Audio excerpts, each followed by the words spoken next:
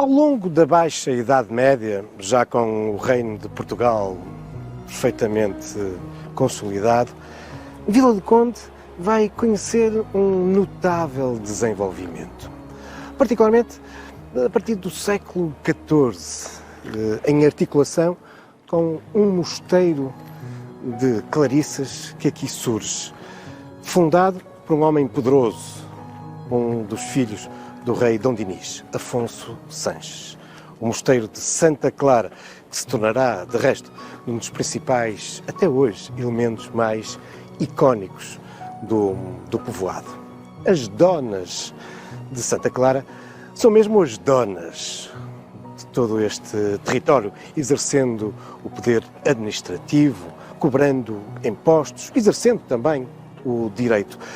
Mas, na defesa dos seus privilégios, as monjas de Santa Clara acabam muitas vezes por condicionar a atividade dos habitantes de Vila do Conde. Por exemplo, só como um exemplo significativo, o facto de elas, durante séculos, se terem oposto à construção de uma ponte sobre o estuário do Rio Ave, porque havia como ligação apenas uma barca de passagem, cujos direitos eram recolhidos pelas monjas. Bom, isso fez com que muitos dos habitantes de Vila do Conde, desde muito cedo, se voltassem para o rio e para o mar, nomeadamente na pesca no estuário, mas depois também na pesca costeira. E desde épocas muito antigas da Idade Média, um claro sinal de protagonismo e pioneirismo de Vila do Conde e do povoado de Azurara, mesmo ao lado, vemos registros de pesca do alto, isto é,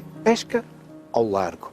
Isso terá seguramente contribuído também para o desenvolvimento da construção naval e, muito especialmente, da atividade de mariantes. Muitos homens de Vila do Conde vão se envolver nas viagens marítimas, nas viagens de comércio. E ao longo do século XV vamos assistir à crescente importância dos homens de negócio, dos mercadores, uma burguesia mercantil que vai se afirmando em contraponto ao poder das clarissas. E conseguem mesmo, no início do século XVI, aproveitando a passagem do rei Dom Manuel aqui por Vila do Conde, durante uma peregrinação para Compostela em 1502, conseguem mesmo a autorização e o apoio para a edificação de uma igreja. Aqui, bem no centro do povoado, onde poderão desenvolver agora, sem dependência das freiras, também um espaço religioso para os seus sacramentos, para as suas cerimónias. Ora, este poder crescente dos burgueses vai-se refletir, de resto, poucos anos depois, a partir de 1537, aqui mesmo em frente à nova e sumptuosa igreja, com a edificação de um novo edifício dos Passos do Concelho, o poder municipal. E até hoje, este edifício continua a ser a sede da Câmara Municipal de Vila do Conde, demonstrando o poder das suas gentes, que, nesta sua ligação ao comércio marítimo, fizeram questão de, na fachada da igreja, colocar as armas, o brasão do povoado, onde ali se evidencia uma embarcação que, nesses inícios do século XVI, demonstra também aquilo que era, enfim, uma das grandes características, então, da armada mercantil portuguesa, com um grande contributo aqui de Vila do Conde, numa mescla nas características das embarcações entre as velhas influências do norte da Europa, mas também, agora, as influências das embarcações mediterrâneas.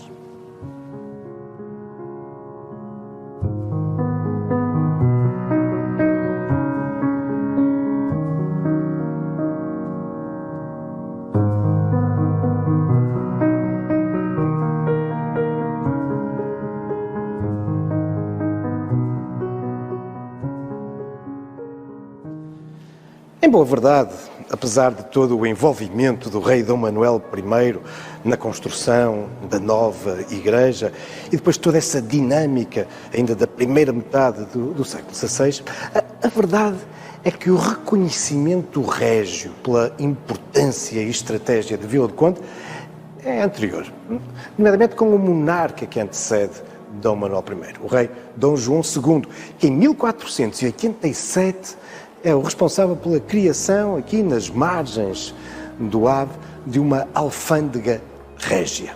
É um momento crucial na afirmação de Vila do Conde. Este espaço, hoje musealizado, que nos narra toda essa história e todo esse protagonismo de Vila do Conde, de algum modo nos retrata o ambiente que aqui se vivia no século XVIII.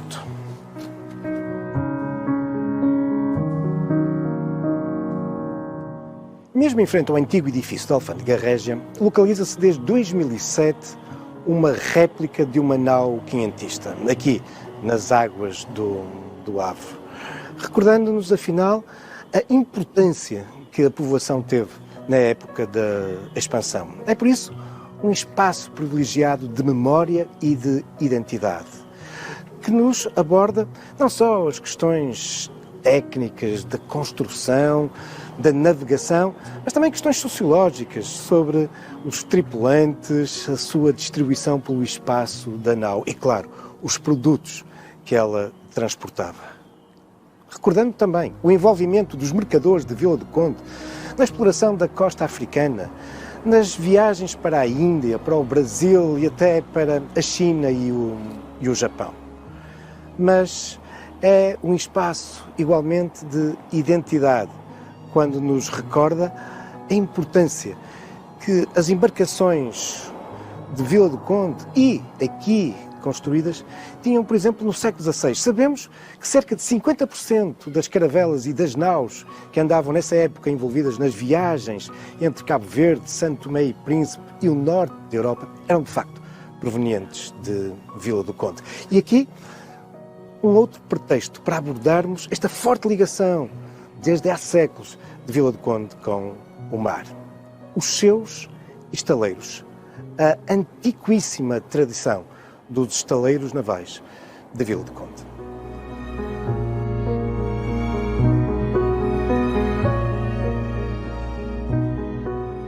Toda a dinâmica que Vila do Conde registra naqueles inícios do século XVI, a afirmação da sua elite mercantil, irá ser sublinhada também pela atribuição pelo rei, em 1516, de uma carta de foral a Vila do Conde. Uma carta de foral que, obviamente, tem a ver com a reorganização do Estado por parte do poder régio, de algum modo a centralização crescente do poder do rei, uma certa uniformização em todo o território nacional das leis, das medidas, dos pesos. Mas, como já muito sublinhou Alexandre Herculano, a carta de foral, o reconhecimento da importância de uma determinada localidade, não deixa de ser, nesses inícios do século XVI, uma clara afirmação também da importância crescente da burguesia. E a atribuição da Carta de Foral a Vila do Conde é seguida, pouco depois, por um outro instrumento que também anda muito associado, nessa época, a esta afirmação dos povoados: o erguer de um pelourinho. Não sabemos exatamente quando é que foi erguido o primeiro pelourinho de Vila do Conde, mas sabemos que em 1538 ele se encontra nessa praça nova que estava aberta em frente à nova igreja, onde também estava a surgir o novo edifício municipal. Mas não é o pelourinho que nós hoje lá observamos, porque o primitivo foi derrubado. E depois, este que nós hoje observamos, foi erguido, não lá inicialmente, mas exatamente aqui, nas margens, nas proximidades das margens do rio, reconhecendo, afinal, toda esta dinâmica da atividade marítima e marinheira. Porque aqui, ao longo das margens do rio, desenvolviam-se uma série de atividades para lá da questão mercantil, pura e simples, havia, com efeito, uma série de outras técnicas, de outras artes. Os cordoeiros, por exemplo, que sabemos que aqui se fixavam e produziam o cordoame para as embarcações. Claro, também essa arte tão emblemática, ainda hoje de Vila do Conde, que são as rendas de bilros, de resto salvaguardada num importante espaço museológico. E, como não podia deixar de ser, também a construção naval, que há tantos séculos faz parte da identidade de Vila do Conde. os arranjos recentes aqui na zona ribeirinha, de algum modo, perpetuaram essa memória através de algumas estruturas que evocam os antigos estaleiros, que aqui subsistiram até ao final do século XX. Mas há um lugar privilegiado para abordarmos essa questão: a Casa do Barco.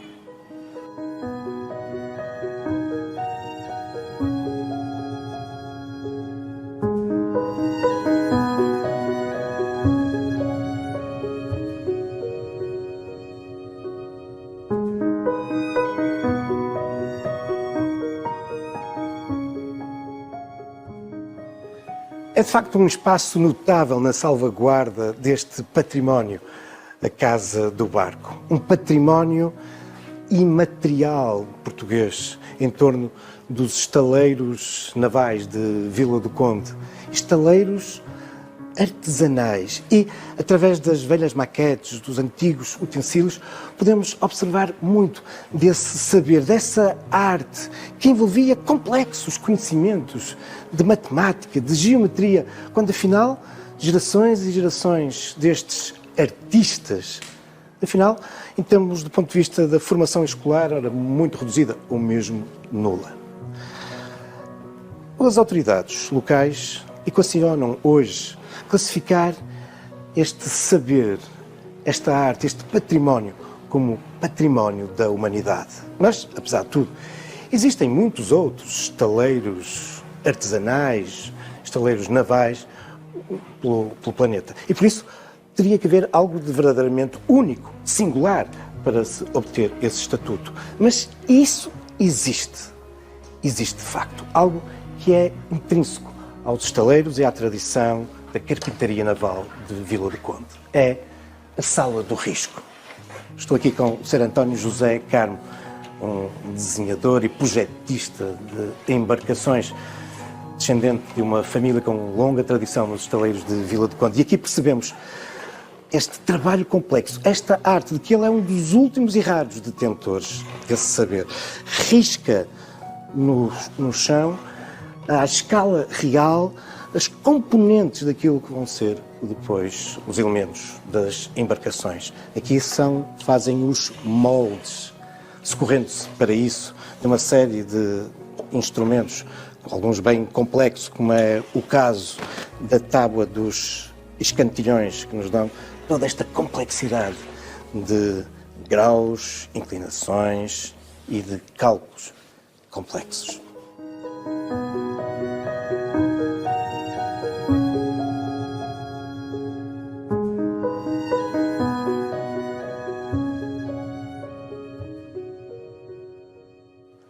A longa e histórica tradição dos estaleiros navais em Vila do Conde, artesanais, em madeira, prolongou-se até aos finais do século XX. Foi em 1993 que esses estaleiros nas margens do Ave mudaram para a margem oposta, aqui, na Azurara. Entretanto, desde o século XX, dos inícios da centúria anterior, que a industrialização vinha também caracterizando os estaleiros e hoje dominando-os por completo. Mas também aqui se chegaram a riscar barcos. E esta técnica artesanal, única no mundo, tem de facto despertado muitos interesses, nomeadamente até de um potencial público internacional, pensando em embarcações de recreio, embarcações desportivas. E por isso também todo este empenhamento na salvaguarda deste saber. Afinal, Vila do Conde sempre foi um porto aberto para o mundo. E esta arte do risco, seguramente que vai dar origem a projetos interessantíssimos. Mas isso são já outros factos, também algumas lendas, futuros caminhos da história.